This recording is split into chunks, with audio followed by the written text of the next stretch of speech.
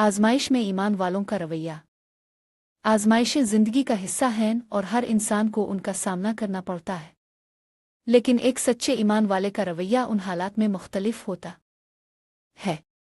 कुरान और हदीस में ये बात बार बार आई है कि ईमान वालों को आजमाइशों के दौरान सब्र, इस्तिकामत और अल्लाह की रज़ा की कोशिश करनी चाहिए। सब्र और इस्तिकामत।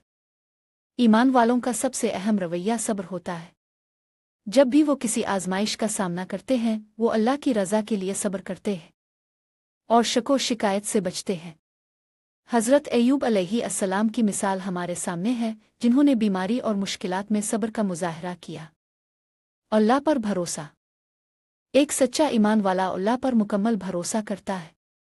वो जानता है कि अल्लाह ताला ने हर मुश्किल के बाद आसानी रखी है और वो इसकी हिकमत पर ईमान रखता है।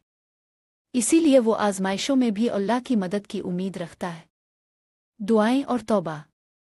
ईमान वालों का ये रवैया होता है कि वो आजमाइश में अल्लाह से दुआएं करते हैं और अपने गुनाहों की तौबा करते हैं। वो अपनी गलतियों को समझते हैं और अल्लाह से मग़फ़िरत तलब करते हैं। शुक्रगुजारी। ईमान वाला शख्स आजमाइश में भी अल्लाह का शुक्र अदा करता है। वो ये समझता है कि हर हाल में अल्लाह का शुक्रगुजार होना ज़रूरी है, चाहे हालात अच्छे हों या बुरे। दूसरों की मदद। आजमाइशों के दौरान ईमान वाले दूसरों की मदद करने की कोशिश करते हैं, क्योंकि उनके दिल में अल्लाह की रज़ा का जज्बा होता है।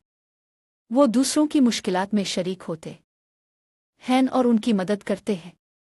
आजमाइश में ईमान वालों का रवैया अल्लाह की रज़ा की तलाश और सब्र और शुक्र पर मबनी होता है। वो अल्लाह पर मुकम्मल भरोसा करते हैं और हर हाल में उसके फैसले पर राज़ी रहते हैं।